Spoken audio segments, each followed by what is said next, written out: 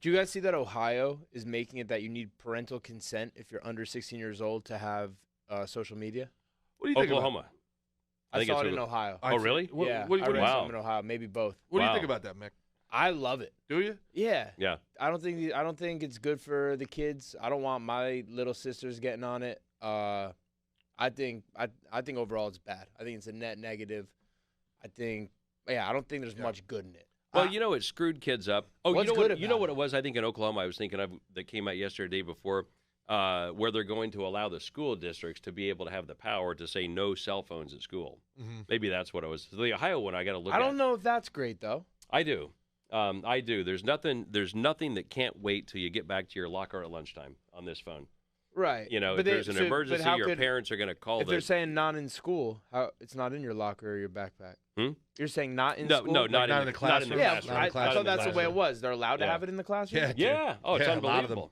They weren't allowed, but then it just became ungovernable. Yeah, they're just like everybody was on it, so it was like, all right, I'm not going to pay enough for this shit. Go ahead.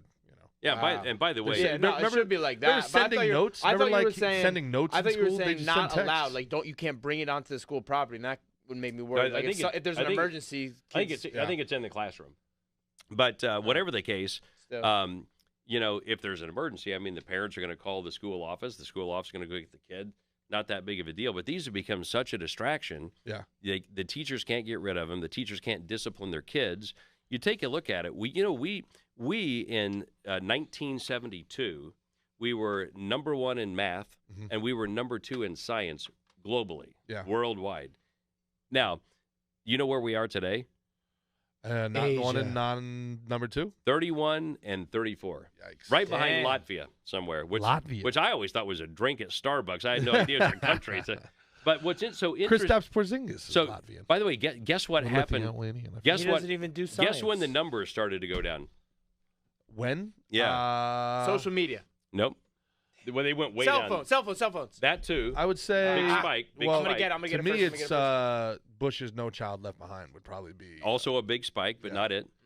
So the Department of Education, the Department of Education was put into effect under Jimmy Carter, became a cabinet level position under Jimmy Carter, under pressure of the teachers unions.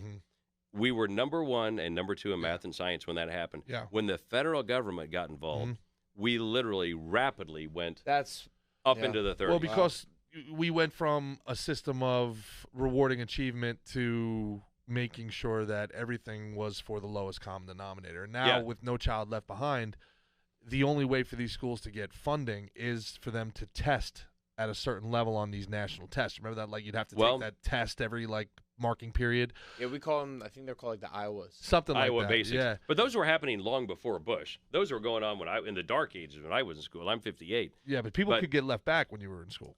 They could. However, the inside joke inside the Bush administration was they called it make every kid a dumbass. And that was actually a joke that went around because the whole idea was you're going to have to dumb down everybody else to bring him back here. And that was really what happened. That's what happened. Why did they go through it if that was the joke? You know what?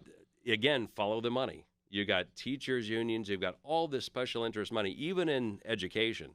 You've got tons of special interest money. You think Trump's going to fix all this shit or what? I think he can if he can. Yeah? I'll tell you what. I think he had a really good shot at it, during the 2017, 2018, or 2017, 2019 congressional era, during when he took office. Stopped him? He took office on you had idiots like Paul Ryan.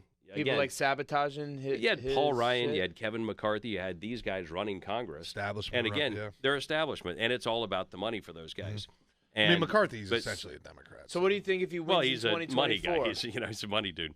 What do you think if he wins in 2024? Do you see like a path to a solution to a lot of these issues we're talking about? I think so. I mean, that's kind of the only path because we're not going to, if we wind up with an establishment hack in there, we're going to get What nothing. if we had RFK? I like because those aren't establishment hacks. Bobby is a very close friend of mine. I like him a lot, and I think he's good. I think he would be a great balance to Trump. I think like Pence was a good balance to Trump at one time. I think Bobby would be a good balance to him. He's got some issues. Like a vice? As a vice. I think he would be fantastic. Is that something that they're actually considering? I don't think so. I've asked Bobby about it a time or two, and I was joking with Trump about it one time. And both of them were like, yeah, I don't think that, But you never know what those guys are really thinking about. Can it happen, or legally is it not allowed to happen because of him registering to be president or something like that? Like after the primaries or something, they could join forces, something like that?